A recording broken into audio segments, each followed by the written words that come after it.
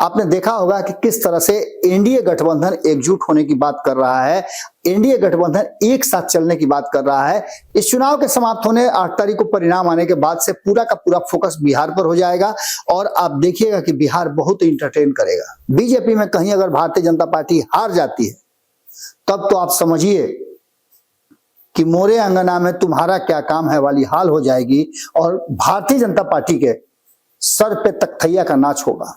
अमित शाह का बिहार दौरा रद्द करने के पीछे का कारण नीतीश कुमार थे। नोरमा ग्रुप, जो सोचता है वो करता है, आपके अपने सपनों का आशियाना। नमस्कार, बहुत बहुत स्वागत करते हैं आपका। कहानी में ट्विस्ट लेकर के हाजिर हुए हैं और कहानी में ट्विस्ट ये है कि कल जब दिल्ली में वोटिंग हो गए, वोटिंग होने के बाद से एग्जिट पोल आया। एग्जिट पोल ने 24 घंटे में जो अपना रूप दिखलाया है, उसने बहुत सारी कहानियों को एक बार फिर से नए स्क्रिप्ट के साथ सामने ला दिया है। दिल्ली से लेकर के पटना तक दौड़ लगनी शुरू हो चुकी है और ये अब कहा जाने लगा है कि बिहार का क्या होगा। भारतीय जनता पार्टी ने बहुत प्रयास किया, दिल्ली में चुनाव लड़ने के लिए भारतीय जनता पार्टी ने कोई कसर नहीं उठा कर रखा। यहां तक कि उसके साथी दल जो उसके साथ विद्रोह कर सकते थे, एक भी वोट का नुकसान कर सकते थे, उन सभी को कहीं ना कहीं समझा बुझा करके उनको साथ लेकर के और भारतीय जनता पार्टी ने ये चुनाव लड़ा। हर हाल में बाय हुक एंड क्रूक इस चुनाव को जीतने की भारतीय जनता पार्टी की मंशा, हालांकि एग्जिट पोल के हिसाब से अगर देखें तो अधिकांश एग्जिट पोल इस बात को स्वीकार कर रहे हैं कि भारतीय जनता पार्टी सरकार बना रही है और आम आदमी पार्टी की सरकार नहीं बन पा रही है। ऐसी स्थिति में एक सबसे डराने वाली बात यह है कि कहीं ना कहीं आम आदमी पार्टी के यहाँ जश्न मन रहा है और ये जश्न इस बात की तरफ इशारा करता है कि आम आदमी पार्टी का सर्वे रिपोर्ट भी उसने इंटरनली करा लिया है। कितनी सीटें आ रही हैं उसको लेकर के हमने भी आपको बताया था। जो हमारे पास आंकड़े थे उसको कल हमने बताया था कि आम आदमी पार्टी को, अगर रिपब्लिकन भारत की बात करें तो रिपब्लिक भारत ने आम आदमी पार्टी को 32 से 37 सीटें दी हैं, वहीं 35 से 40 सीटें भारतीय जनता पार्टी को दे रहे हैं। इन दोनों के बीच में सीधी टक्कर है। कांग्रेस कहीं दूर दूर तक नजर नहीं आ रही है। ये जो ओरिजिनल कहानी है, उस कहानी का सबसे जो ओरिजिनल बात है वो ये है कि इस लड़ाई को त्रिकोणीय बनाने की कोशिश नहीं हो पाई है।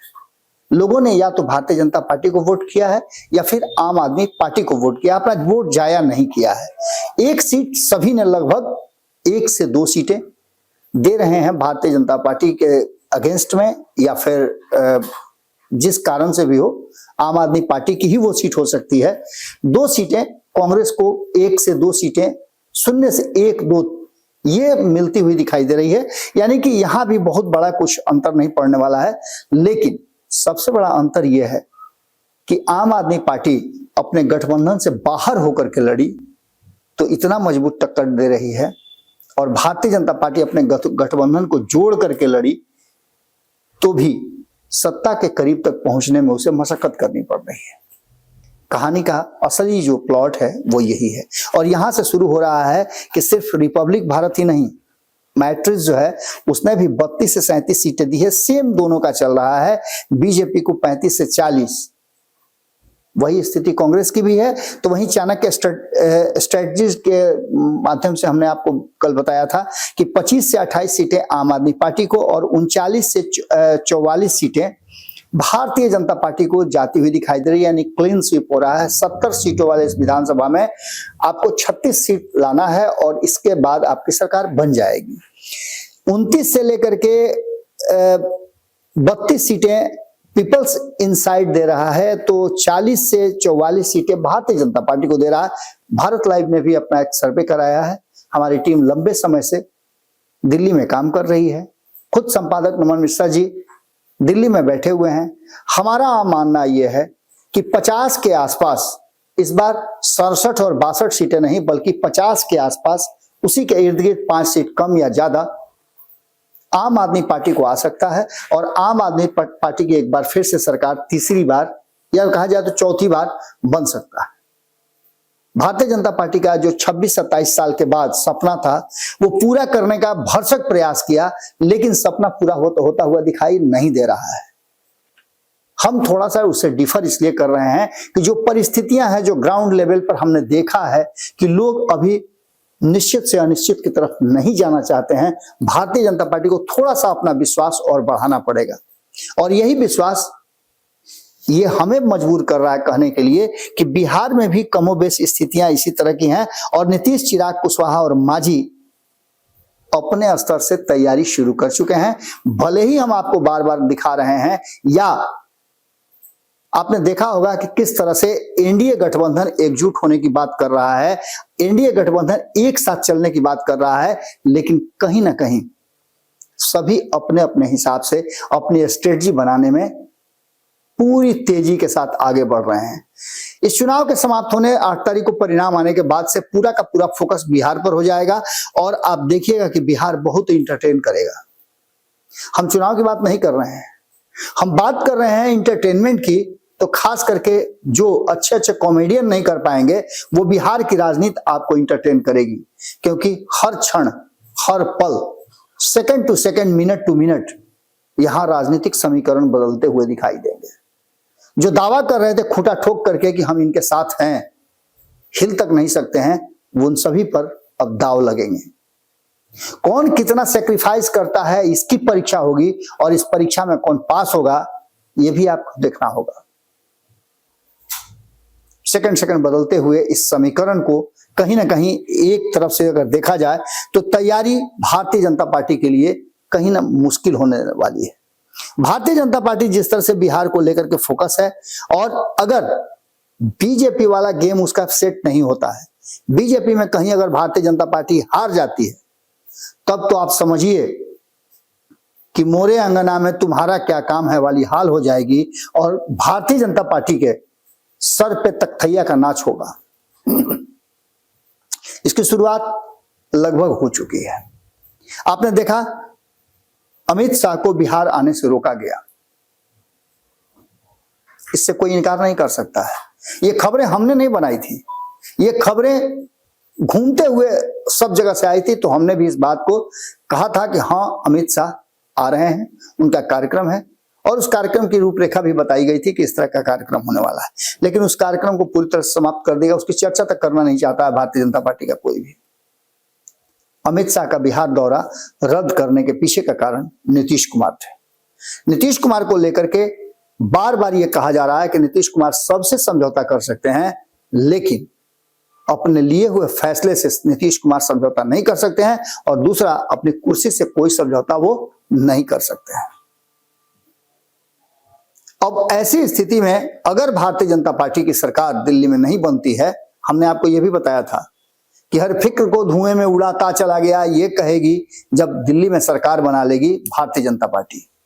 हालांकि पिछले भी आपने देखा होगा कि महाराष्ट्र, हरियाणा, झारखंड, इन राज्यों में जब चुनाव परिणाम आए थे, तो हरियाणा में भी कहा जा रहा था कि भारतीय जनता पार्टी की सरकार नहीं बनेगी। हालांकि उसकी सरकार वहां थी, वो सरकार नहीं चल पाएगी, आगे कंटिन्यू नहीं कर पाएगी, लेकिन भारतीय जनता पार्टी ने अपनी सरकार बचाई। महाराष्ट्र में भी कमोबेश यही स्थिति हुई। अब तो ये भी आपको सुनने में आ रहा होगा कि नकली वोट था, ये था, वो था। अभी जो वर्तमान परिस्थिति है, उसमें आम आदमी पार्टी पूरी तरह से संतुष्ट नजर आ रही है कि सब कुछ ठीक ठाक है। खैर, हम बात बिहार की जब करने निकले हैं, तो बिहार में इसी वर्ष चुनाव होने वाले हैं, अक्टूबर-नवंबर में चुनाव है। नीतीश कुमार का और इस सरकार का कार्यकाल जो है नवंबर में समाप्त हो रहा है, तो चुनाव कराए जाएंगे, और इस चुनाव से पहले दिल्ली के चुनाव की हार जीत पर बहुत कुछ निर्भर करता है। भारतीय जनता पार्टी की ताकत पता चलेगी, क्योंकि भारतीय जनता पार्टी ने अपना पूरा का पूरा शक्ति लगा दिया था दिल्ली में अपनी सरकार बनाने के लिए। केंद्र की सरकार तो वो बना पाई, लेकिन राज्य की सरकार बनाने में वो हर बार पिछड़ जाती है, और पिछले 26 साल से यही सिलसिला चल रहा है। हर बार अरविंद केजरीवाल भारतीय जनता पार्टी को नील डाउन करा देते हैं, और इस बार भी जो आंकड़े हमारे पास हैं और बहुत सारी एजेंसियों के जो सर्वे हैं, एग्जिट पोल हैं, वो यही बता रहे हैं कि भारतीय जनता पार्टी सरकार तो बना रही है बहुत लोगों के पक्ष में, लेकिन जो ऑथेंटिक बात है, जो ठोक बजा करके इस बात को कह रहे हैं, वो ये कह रहे हैं कि सरकार नहीं बन रही है। सब कुछ ठीक होने के बाद हवा हवाई हो गया, और सबसे बड़ी बात यह हुई कि लोगों ने निश्चित और अनिश्चित में से निश्चित को चुना है।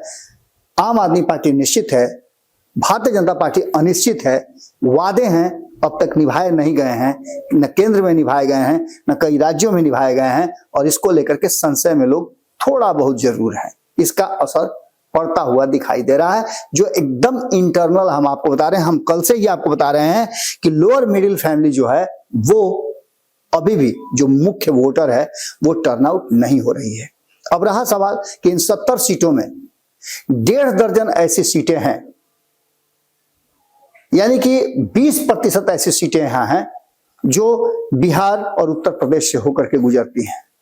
यही लोग इन सीटों पर जीत हार का फैसला करते हैं और इन्हीं लोगों को वोट देना है। बिहार में भी छठ का समय रहेगा, लोग पहुंचे हुए रहेंगे और वोट देंगे। तो ये अच्छी तरह से जानते हैं कि इन्हें दिल्ली में क्या चाहिए और इन्हें बिहार में क्या चाहिए।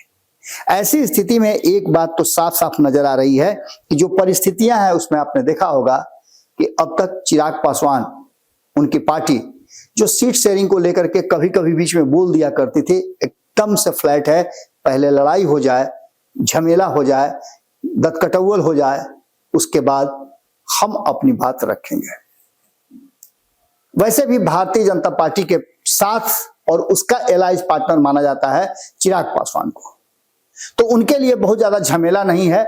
आने वाले समय में देखा जाएगा क्या होगा। लेकिन जनता दल यूनाइटेड, आरएलएम, उपेंद्र कुशवाहा की पार्टी और हिंदुस्तानी आवाम पार्टी, जीतन राम मांझी की पार्टी, इन 3 पार्टियों का क्या होगा, इस पर सबसे बड़ा सवाल है।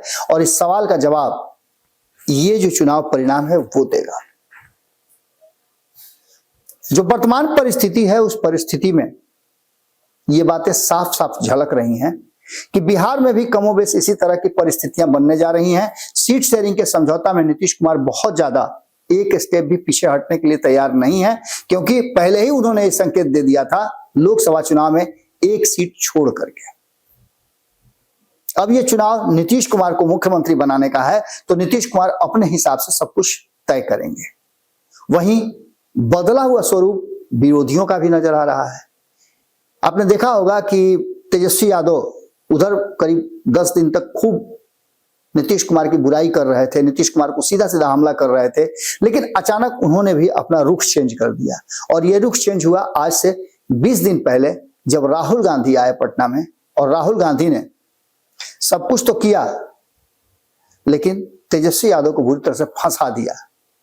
ये कह गया कि जातीय जनगणना जो है वो फेक है। इतना ही नहीं, राहुल गांधी ने तो इस बार आकर के और भी कई बातें कह दी। कल जो राहुल गांधी आए हुए थे जगलाल चौधरी के जयंती समारोह में, उससे जयंती समारोह में उनके पुत्र वाला मामला तो सामने आ ही गया, लेकिन उसके साथ साथ उन्होंने एक बार फिर से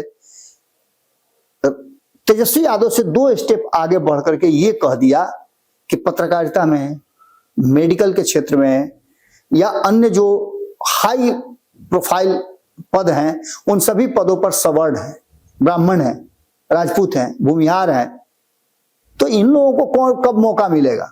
उनका इशारा दलित के तरफ था, अति पिछड़ा के तरफ था, और इसको लेकर के एक और विवाद उन्होंने छेड़ दिया है। और इस विवाद पर अब आने वाले समय में और भी ज्यादा मुश्किल होने वाली है।